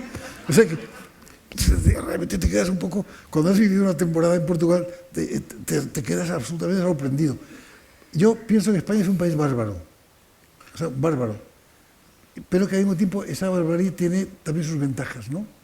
O sea, que tiene una fuerza, una fuerza muy grande por debajo de todo, ¿no? O sea, y eso me interesa mucho, ¿no? O sea, no es un país plácido, tranquilo, como te quieren hacer ver, no lo es, está lleno de problemas, ¿no? Y ahí las envidias son enormes. Por cierto, Unamuno, en Abel Sánchez, y perdonadme, soy un catalán, mi hija es catalana, dice, la envidia, como todo el mundo sabe, nació en Cataluña.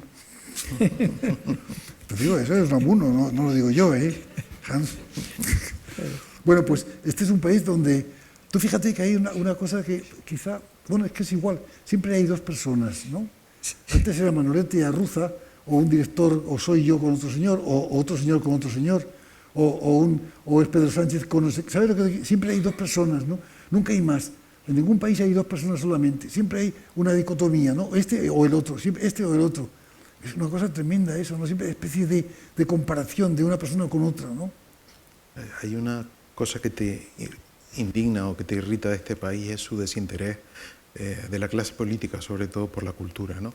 Y sobre todo por no desconocer que precisamente ahí reside lo que son nuestras señas de identidad. Claro, porque yo no he oído todavía ningún político de los nuestros hablar de la cultura, ahora no ha hablado para nada. Han hablado de educación, bueno, menos mal, y no todos, pero de cultura. No, es una experiencia muy personal que tú habrás vivido también, y tú también, por supuesto, ¿no? O sea, si te vas no sé, a China, a Japón, a Estados Unidos, a Latinoamérica, da igual, a Alemania, ¿no? A Francia. ¿Qué se conoce de España? Primero, el Real Madrid y el Barcelona, que es verdad. Luego, que hay unas playas estupendas y que se come muy bien y que es una vida plácida para venir a descansar. Pero lo más importante pues, es Buñuel, es Picasso, es Miró, es Cervantes, es Gaudí, etcétera, etcétera. Es Goya, es verdad, es lo que se conoce de España. pero, O sea, es lo que se conoce, es lo que hemos dejado, y lo que se queda de España es eso, no queda otra cosa. pero eso es demasiado negativo, Carlos, yo creo, y unilateral. España ha interesado en el mundo, en Europa. En Europa ha habido científicos, historiadores, romanistas, que han estudiado y que se han interesado profundamente en España y su historia, y que han dejado testimonios muy valiosos que hoy todavía existen. Lo que pasa es que son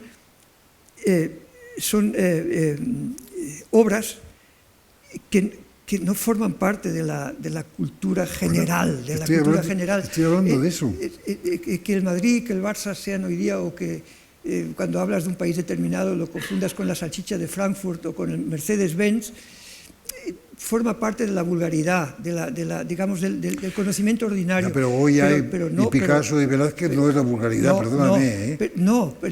Pero Goya, Velázquez y Picasso han sido, vamos, objeto de estudio hace muchísimas décadas de gente de otros países que se han interesado mucho por España. Pero si estamos diciendo lo mismo. Exacto. No, yo no digo que no. Yo lo que te digo que es lo que queda de España, fuera de España, lo que queda de España, aparte del Real Madrid y Barcelona, que es una cosa ocasional, y aparte del turismo que tenemos en España ahora, es sobre todo esas grandes figuras que permanecen ahí, lo que permanece, y es lo que queda. Pero, cuando se habla de España, enseguida aparecen esas personas, no aparece otra cosa. O sea, habrá gente maravillosa que habrá escrito sobre España, pero si no lo conoce todo el mundo, pues sirve para poco. ¿Sabes lo que te quiero decir? No tiene esa extensión, ¿no? Ahora, tú hablas de Picasso, hablas de Guernica ahora mismo, y verás dónde está la Guernica, en todas partes. No, hay claro. imaginería de Guernica en todo el mundo, ¿no? No, entonces no te he entendido bien. Pensaba que decías que lo que se conoce de España es el Barça y el Madrid, y que el otro es tan minoritario que... No, al contrario, todo lo contrario. ¿Qué tienen los aragoneses, Hans? ¿Qué tienen los aragoneses? Buñuel, hoy hemos citado algunos, Buñuel, Goya, Gracián, Carlos Saura, Antonio Saura, para contar cómo pocos artistas han contado realmente y se han adentrado en el problema español. Sí, es algo especial, ¿no? Sí, tenemos fama de burros, ¿no? Pero no lo sé. Dice que somos tesoneros y tal. Son tercos, son muy insistentes, pero yo creo que cuando están obsesionados con algo son también enormemente sinceros, francos, directos. A veces demasiado, ¿verdad? Y pueden llegar hasta la crueldad en la realidad de su relato, en la sinceridad de su relato. En películas de Carlos hay escenas que son realmente duras a veces, ¿no? Pero que corresponden a una realidad y que ayudan a ver una dimensión que es parte de nuestra vida, ¿no? Fíjate, nunca verás en mis películas violencia gratuita. La violencia está siempre justificada. Sí. Al revés del cine americano, este cine que a mí me pone enfermo, ¿no? Y que tiene tanta audiencia y que se mata a la gente como si fueran conejos y da igual, ¿no? Sí. Es una cosa que me sorprende, ¿verdad? La muerte como si no tuviera ninguna importancia, ¿no? O sea mataste un hurón. Bueno, la escena del conejo. No, del hurón que mata. Maté conejos y me dolió, pero tenía que matarlos. No, el hurón no lo maté. Te lo echó en cara a Luis Buñuel. Sí, que había matado una cabra en tierra sin pan. Claro, pero bueno, vamos a dejarlo. Sobre la gratuidad de la crueldad en el cine y demás, tengo un recuerdo de que se refiere más a Antonio en este caso. Antonio Saura hizo las ilustraciones para La familia de Pascual Duarte de Camilo José Cela, y en la presentación de ese libro en Barcelona, o en Madrid, Barcelona creo que fue, hace muchos años, pues estaba convocado Cela y el equipo de cine que había rodado también la película de Pascual Duarte, con Ricardo Franco y con ¿cómo se llama el gran actor? José Luis Gómez, que era el intérprete de Pascual Duarte y demás. Y fue una cosa muy emotiva y muy increíble esa constelación de creadores que se reunieron. Antonio estaba, por supuesto. Y llega la escena, se proyecta en homenaje a Cela, que cumplía creo que 70 años en aquellas fechas, se proyecta la película, además La familia de Pascual Duarte. No solo se habla del libro, de la novela, se proyecta la película con el equipo que había hecho esa película. Y llega la escena en que el pobre Pascual, cuando aborta a su mujer al caerse de la mula, se venga de la mula, no sabe, el desesperado. Era una persona digna de conmiseración por las circunstancias en que vivía, además, apuñala y mata a la mula. Y se ve en la película cómo apuñala a la mula y el animal cae muerto. La gente le preguntó, entonces estaban horrorizados los que no habían visto la película todavía, le preguntan a Ricardo Franco, oye, ¿esta escena es real? Y dijo, sí, es real. Lo hicimos. Hoy ya no se podría hacer en aquellos años. Y lo mismo con Chispa, con la perrita que aparece, que de pronto se encuentra al cazador. Yo creo que esa escena es demasiado cruel. Y la suelta por los aires la perra. En un momento que el chico no sabía, estaba... pues era una escena real de crueldad. Pero era innecesario. Seguramente innecesaria, ¿no? Pero bueno. Hablábamos de ese dibujo que realiza Goya al final de su vida. Yo creo que tenemos ese dibujo y que podríamos proyectarlo, ¿no?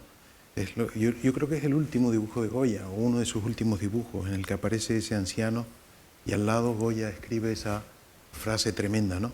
Aún aprendo, ¿no? No ese es el motor de todo, la curiosidad. Yo tengo una teoría muy disparatada, que dicen que los viejos, la gente mayor, es más sabia. Yo creo que es al contrario. Yo creo que es mucho más sabio cuando eres joven, lo que pasa es que no te das cuenta de lo sabio que eres. Yo creo que con la vejez se va perdiendo muchas neuronas, y es verdad que tienes más experiencia, pero yo no creo que seas más listo por ser mayor. Yo creo que es al revés, pero en fin, como soy mayor tengo que creer que es verdad, no sé. Tengo mis dudas, ¿eh? Lo que de aprender es verdad que siempre se aprende, ¿no? Es que yo creo que la persona que deje de aprender algo está muerta ya.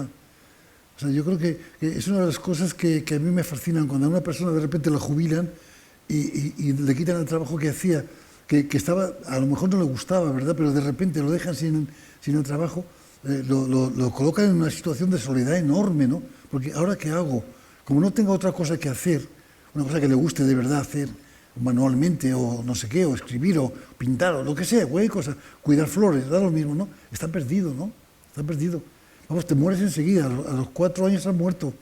Porque lo importante es continuamente estar haciendo cosas, tener la cabeza ocupada, estar trabajando en cosas que te gusten, sobre todo, si puedes, claro. La mayor parte de la gente, desgraciadamente, no puede trabajar siempre en las cosas que le gustan, ¿verdad? Pero eso, la tendencia sería hacer lo que más te gusta a ti, ¿no? Y si encima consigues que una cierta repercusión, en mi caso, pues he tenido mucha suerte, yo lo reconozco, ¿no? Mucha suerte porque he hecho lo que me gustaba a mí, mis películas es lo que quería hacer yo, y tengo una cierta repercusión, y vivo, y no soy millonario, pero vivo bien. O sea, yo no sé, ¿qué más quieres, Federico, si eres guapo y eres rico? Gracias, Carlos, gracias, Hans. Yo creo que es el momento de abrir, si quieres comentar algo así. No, me gustaría decir una cosa bastante al final, antes de que nos des las gracias y nos despidas a todos. No, iba a pasarle la palabra al público. Bueno, entonces quiero aprovechar No. ¿Sí? ¿Puedo? Claro, por favor. Entonces, los males del mundo, de los que en parte hemos hablado, y la situación que reflejan fotografías y demás, muestran una cosa que para mí es esencial. Yo he tenido solo una profesión en mi vida, que es la de editor, y a ella me he dedicado pues muchos años. Y he llegado a una conclusión, que si nuestro mundo, que se refleja en estas fotografías, se refleja en películas, se refleja en nuestra propia experiencia y nuestras vivencias, tiene un remedio, si nuestro mundo tiene un remedio, si es que lo tiene, yo creo que necesariamente tiene que venir, si es que lo tiene, por el mundo, por el camino de la educación y de la cultura, si es que tenemos remedio. Y por eso es muy grato para mí, quiero aprovechar la ocasión de decirlo públicamente, Álvaro, es muy grato para mí estar en esta institución de la Fundación Caja Canarias y de comprobar el trabajo sostenido que hace y el esfuerzo que hace sostenidamente por difundir la cultura, la educación en su trabajo con escuelas en las Islas Canarias. Estoy asombrado de leer los programas del trabajo que se hace aquí. Y soy consciente del esfuerzo que hacen Álvaro y su equipo porque esto sea posible. Y me gustaría aprovechar esta circunstancia para agradecer una vez más a Caja Canarias y muy especialmente a la Fundación Caja Canarias, pero muy especialmente a mi amigo Álvaro Marcos Arbelo, que por este trabajo inmenso que estás haciendo. Y ahora un detalle importantísimo, ¿no? Que gracias a él estuvimos ayer toda la tarde en el Teide. O sea, cuidado, ¿eh? O sea, que eso es casi tan importante como lo que acabas de decir, fíjate.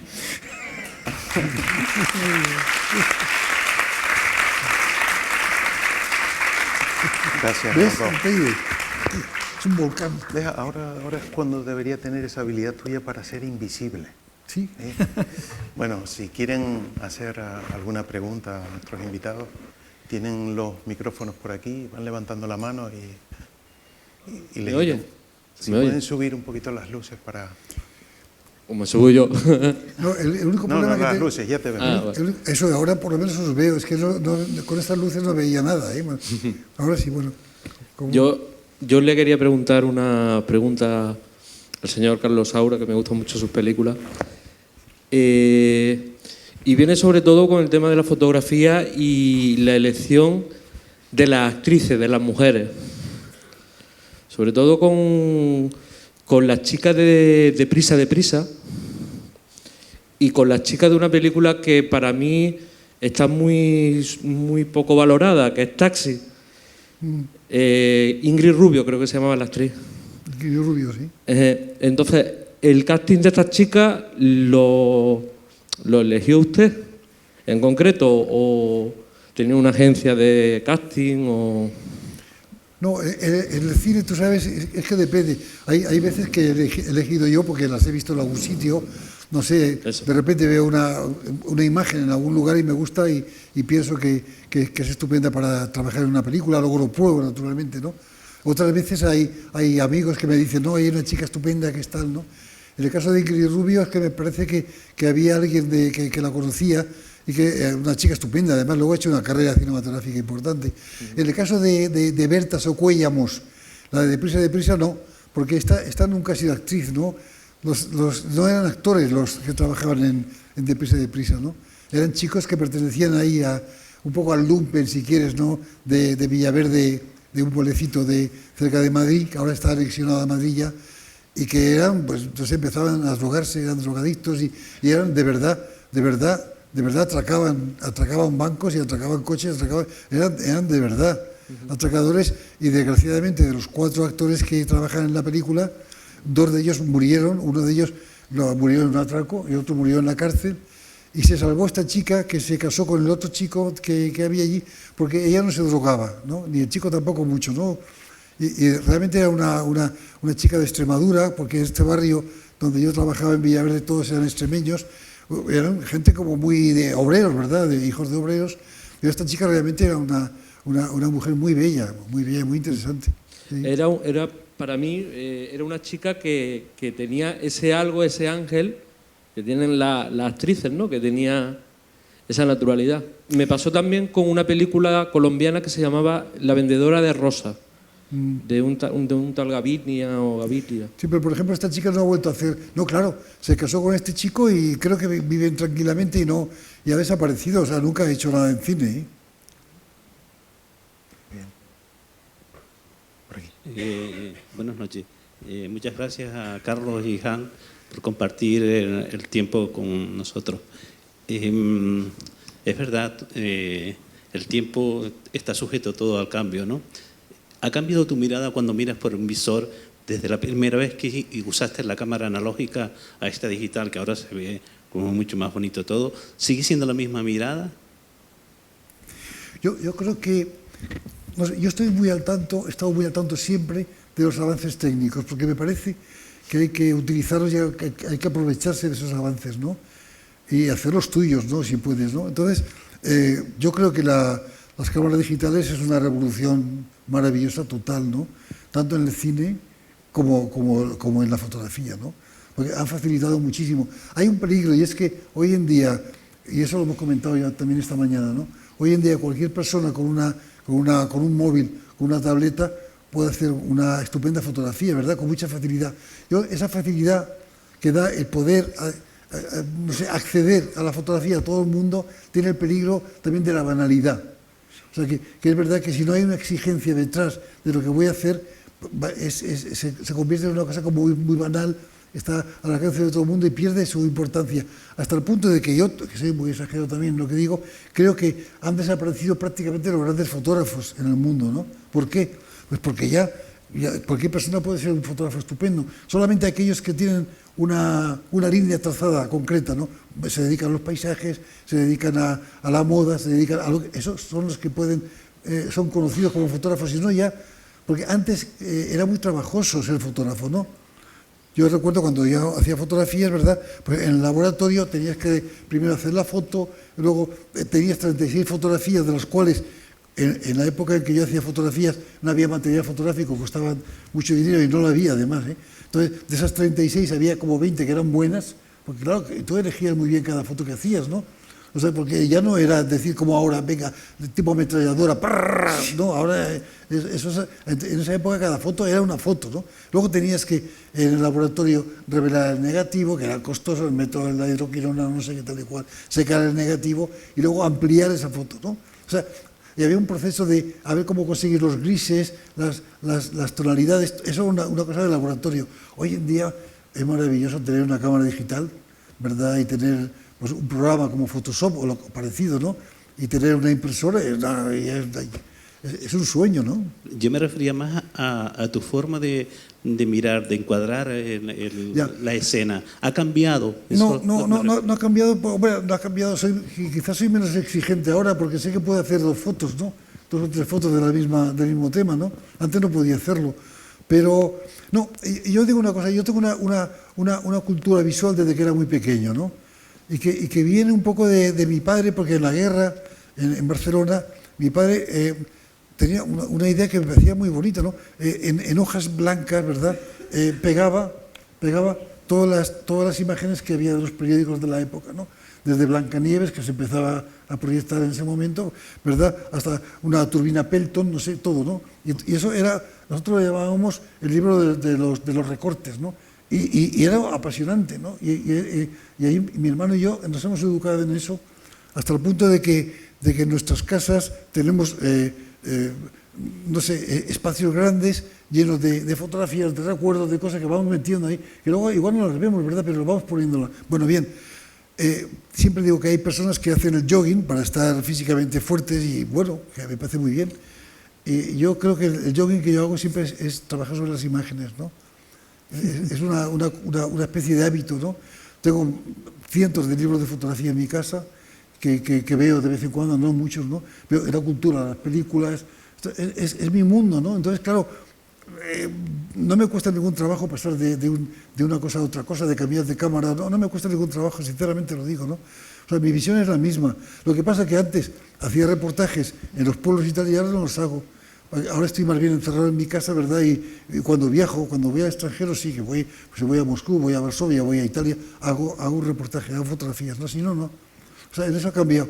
Y es verdad que hoy en día cualquier persona, esta mañana decía una cosa que es verdad, que había leído que Bernard Shaw dijo, que me pareció una frase preciosa, dice, los fotógrafos actuales, fíjate, eso es Bernard Shaw ya, decía, son como los bacalaos, que ponen miles de huevos, de los cuales solamente 2 o 3 son buenos.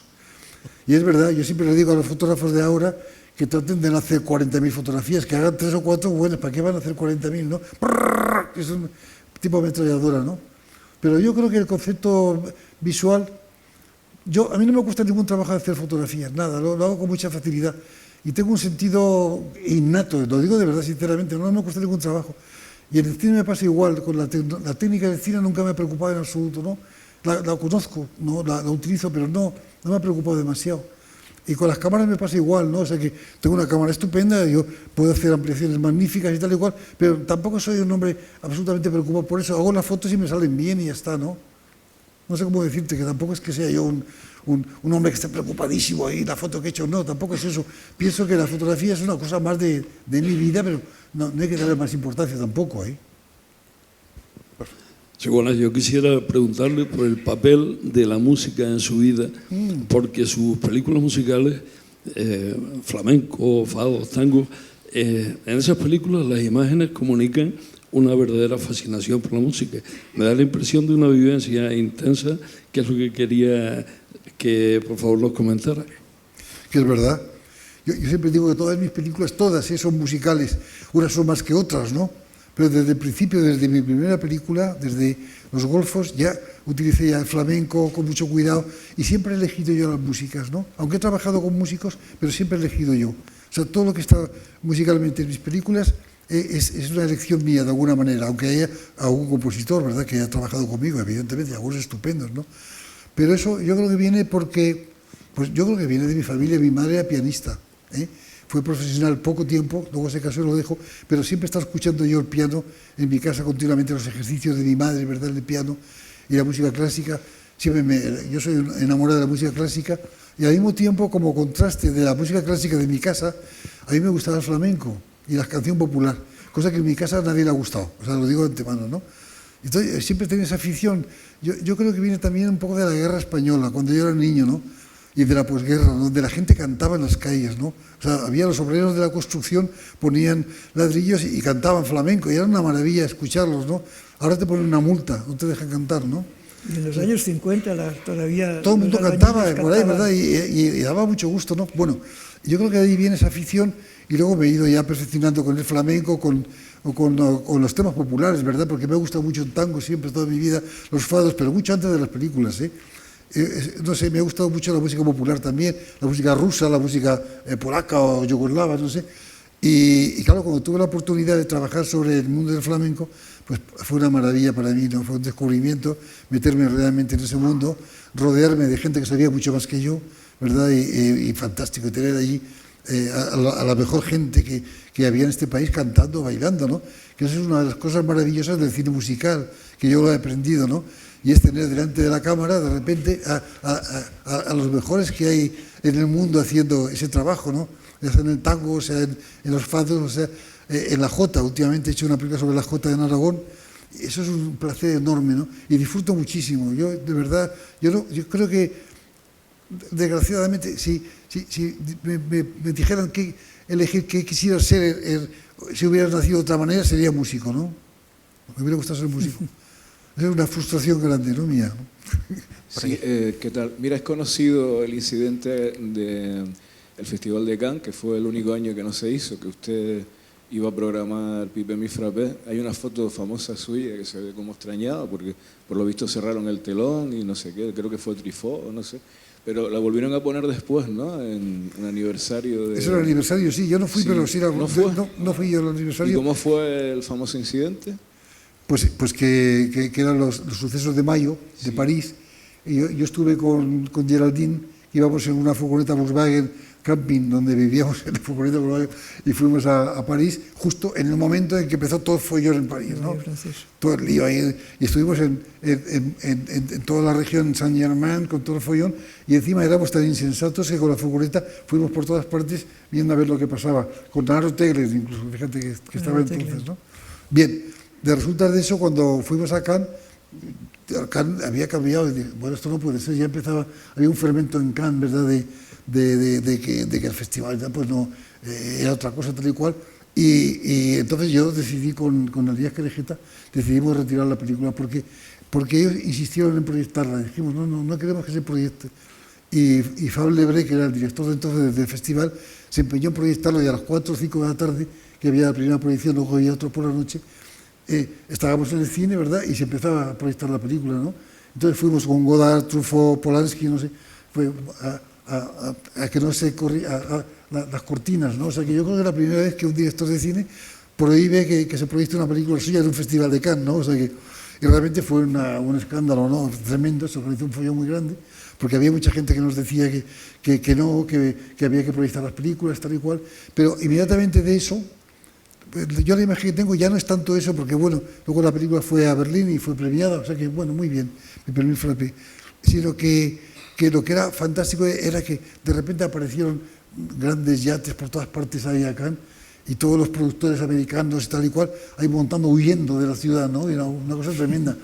No había gasolina, no se podía comprar gasolina, todo el mundo espantado, ¿no? Que este es el fin del mundo, ¿no? O sea que, y se quedó Cannes vacío, los grandes hoteles vacíos, ¿no? Todo el mundo despavorido, yendo a Italia, a Suiza, donde fuera, ¿no? A mí me da esa imagen como una imagen fantástica, ¿no? Mira, Luego la película fue al Festival de Berlín, y me mandó un telegrama muy simpático Truffaut y me dijo, espero que esta vez el rideau, bueno, la cortina se abra, muy simpático.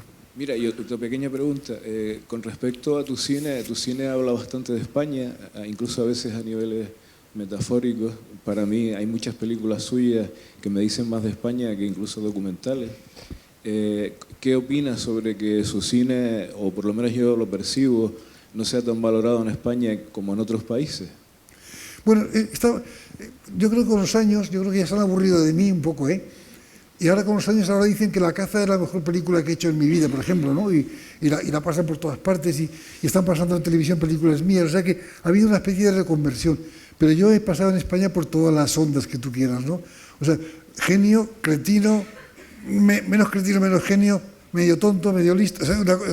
Pero eso es muy español, muy español. Yo lo he sufrido, sí.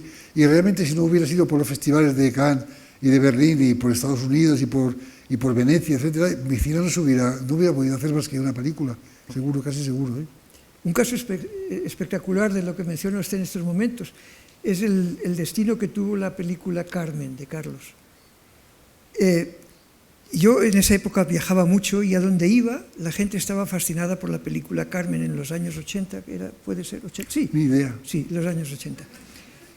Fuera Japón, fuera Alemania, fuera en todas partes, ocupaba portadas en parte de revistas críticas, la fascinación por la película de Carlos Saura. Había colas inmensas de gente y tal.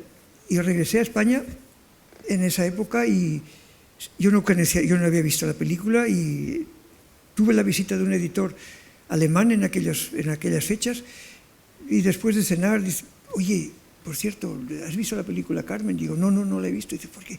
Me han dicho que es un portentosa.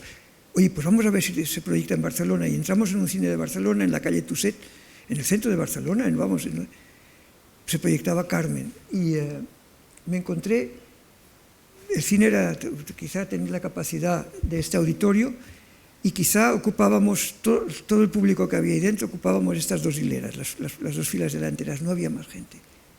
Y se quedó muy extrañado, me dijo, ¿qué pasa? ¿Cómo es posible en España? Y realmente en España la película no tuvo ese éxito apoteósico del extranjero. Una crítica del País de Ángel Fernández Santos terrible contra la película. Diciendo que qué lenguaje era este que hablaban los personajes. Eso tuvo una consecuencia. Mi amistad con Carlos proviene de esa película, de esa noche. Pero a mí me han torturado mucho los críticos. Yo quedé fascinado por la película. Tomé al día siguiente el teléfono que conocí por su hermano Antonio, que me dio el teléfono de Carlos. Le llamé y le dije, señor Saura, estoy fascinado de su película, se me ocurre que hay que hacer un libro. El tema de Carmen es un ciclo que usted lo acaba de cerrar ahora, pero la historia de Carmen, si se arranca con Próspero Mérimée, luego se pasa por la ópera, por Gustavo Doré con su recorrido por España, tiene un reflejo internacional, mundial, es un mito, entre tanto. Claro. ¿Por qué no hacemos una película cuyo final apoteósico sea su película? Pero hablaríamos de los orígenes y tal. De ahí nació un libro que se llamó Carmen, el sueño del amor absoluto, en el que Carlos colaboró extraordinariamente, también con dibujos, y con dibujos de Antonio. Antonio colaboró también con dibujos que utilizó él para la presentación de tu película. Hizo el cartel precioso, Antonio. El cartel. Y, bueno, varios retratos de Carmen. Puede ser, sí. Dibujados por él. El hecho es que se publica el libro en España. Yo era en su época responsable del Círculo de Lectores y se publica en España. Hicimos una edición cuidadosa de 3.000 ejemplares de ese libro, ilustrado. Era un libro muy rico. Y tardamos, no arrancó. Lo presento en la feria de Frankfurt, en la feria del libro de Frankfurt. Lo ve un editor alemán, la editorial Knaus Verlag, que es una editorial reconocida. Un señor, yo era relativamente joven, más joven que... Y el señor mayor, un editor venerable. Y me dice, oye, yo he visto la película, estoy fascinado, me gustaría publicar este libro en mi editorial. Lo publicó y dice, pero ustedes me lo fabrican en España. Tienen la parte de las películas, de las imágenes y demás, yo le mando la traducción y tal. Bueno, se publica el libro de ¿cuántos ejemplares quiere usted? Y me dice 10.000. Y se imprimen 10.000 ejemplares. A los 4 días, no, a los 4 meses, dice, se han agotado los ejemplares. Mikey, y tengo además una noticia preciosa. Es el libro de cine más bello del año, según la crítica alemana. Y ahí me di cuenta que realmente hay 2 mediciones del trabajo de Carlos y de algunas cosas, pero no siempre es así. Por ejemplo, Ay Carmela ha tenido un reconocimiento extraordinario en España. Carlos, ¿cuántos premios has tenido? Mejor fuera, pero... pero en España me dieron todos los Goyas, no sé si son 13. Todos los Goyas, muchísimos. Nunca me han dado un Goya más que los 13 de Ay Carmela, pero bueno. Que a veces Los dieron todos, yo estaba asustado, ¿no? Recuerdo que estaba Pedro Almodóvar aquí al lado, que pensaba que le iban a dar, todo el mundo pensaba que le iban a dar todos los Goyas a él, y el pobrecito se levantó y se marchó, porque estaba asustado. Sí. Pero bueno, pero lo que pasa que es que nunca se sabe, porque mira, hay películas mías como Cría Cuervos, ¿no? que todavía voy a Francia y me cantan la canción El por qué te vas, ¿no? Y lo de Francia fue una locura, ¿no? Esa película, ¿no? Y Carmen, pues yo siempre lo digo, cuando terminé Carmen y hice la primera proyección en un cine para nosotros, ¿verdad? Para el equipo técnico y tal y cual, escribí, en mi agenda escribí, ¿quién va a ver ahora esta película, no? Y resulta que es la película que se ha visto más en España, seguramente es la película que ha tenido más difusión del cine español, ¿eh? Porque se sigue proyectando por ahí. Y no hace mucho en Estados Unidos, bueno, hace unos años, en la televisión estaban pasando Carmen, o sea que te quiero decir que... y en Rusia, ¿verdad? Mira, mi hija es testigo, ¿no? Todos los directores rusos hablan de Carmen, y ahora estábamos invitados el año que viene o este año, ¿cuándo es? Tenemos que ir a Pekín, porque también... Carmen. Sí, una cosa muy... Bueno, pues no se sabe nunca, es un misterio, ¿verdad? De repente hay una película que funciona y otra que tú crees que es una maravilla, que te gusta muchísimo y que has dado la mitad de tu vida y no le gusta a nadie. ¿Qué la vas a hacer? Bueno, tenemos las dos últimas preguntas. Muy buenas noches. La verdad es que sí, es un placer ver sus películas, escucharles casi tanto. Hombre, no es tanto, pero bueno, muchas gracias. No, verdaderamente es un placer. Mi pregunta va dirigida en torno al carácter aragonés. Y lo digo porque yo he tenido la suerte de vivir en Aragón, Monflorite y en Zaragoza. Y es verdad que a mí es un carácter también que me ha llamado siempre mucho la atención. Y yo que conservo muchos y buenos amigos aragoneses, pues siempre también les he indagado sobre el tema, ¿no? Y recuerdo la respuesta de uno de ellos, bastante ingenioso, un profesor de la universidad, que me dijo que el aragonés es un anarcofascista, lo cual me chocó muchísimo, ¿no? Y me vino a decir, no me dio más respuesta, cosa que es muy aragonesa, ¿no? Y me vino a decir, más o menos lo interpreté yo, que es una simbiosis entre un carácter anarquista y libertario con otro autoritario y fuerte, rígido. No sé qué le sugiere a usted. Me parece muy hermoso eso, sí, esas dos cosas, pero es complicado, ¿verdad? Por eso sí. Yo anarquista sí tengo una lo que pasa es que nunca he pertenecido a ningún país. Yo soy un hombre de izquierdas, ¿no? Y he estado rodeado de comunistas en Madrid con todos los comunistas y nunca he pertenecido al Partido Comunista ni a ningún partido. Pero por una razón muy sencilla, porque yo creo que un anarquista nunca puede pertenecer a un partido porque deja de ser anarquista. Bueno, esa es mi opinión, ¿eh? Pero hay algo de verdad en eso. Como siempre, son tópicos, hay que tener mucho cuidado con ellos, ¿no? Yo veo la diferencia entre la España del norte y la España del sur, yo la veo en el baile, fíjate. Tú ves a los vascos bailando y no mueven los brazos, hacen con las piernas así, van echando una cosa totalmente, una cosa de la prehistoria, ¿verdad? Bueno, te acercas a Aragón, ya por lo menos la jota, ¿verdad? Pues vas alegre y tal y cual. Pero no levantan nunca las manos las mujeres de todo, siempre, ¿sabes? Se quedan así, como pasa en Oriente. En cambio, ya vas llegando a Andalucía y es una maravilla, ¿no? O sea, ahí realmente la mujer, que a mí me parece que es genial, el baile de la mujer, el flamenco, es único en el mundo porque yo no he visto en ninguna parte que se baile así. Y he tenido curiosidad porque he estado en Rumanía y he estado en Bulgaria queriendo ver a los gitanos por ahí, a ver cómo bailaban. He estado en la India, ¿no? Y en absoluto, como el flamenco de las mujeres es imposible, ¿no? Esa cosa que de cintura para abajo es la tierra, ¡pam! ¡Tacarán! ¡Tan! Una cosa muy potente, ¿no? Y luego esa cosa maravillosa del cielo, ¿verdad? Con las manos, moviendo las manos, eso es único.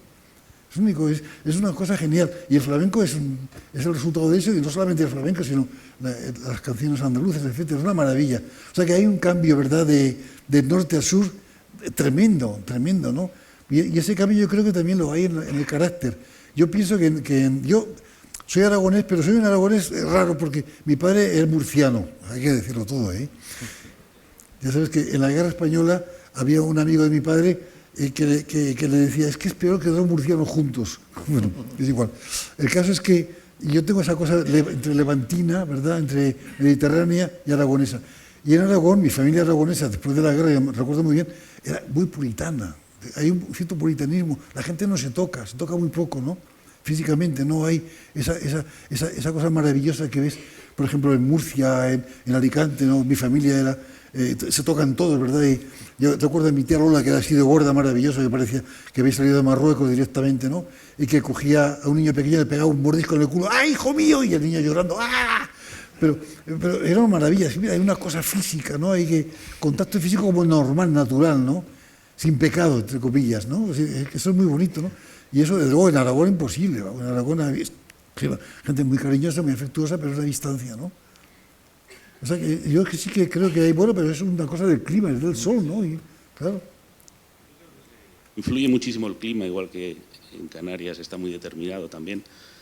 Porque yo la experiencia que he tenido personal es que esa rudeza aparente que tiene el aragonés inicial y que viene muy determinada por el clima, porque para escucharse con el cierzo hay que gritar. Bueno, es que Zaragoza es aparte, yo soy de Huesca, Sí. Zaragoza es peor con el viento, eso, no sé, están todos medio locos, ¿no? Yo después de todo,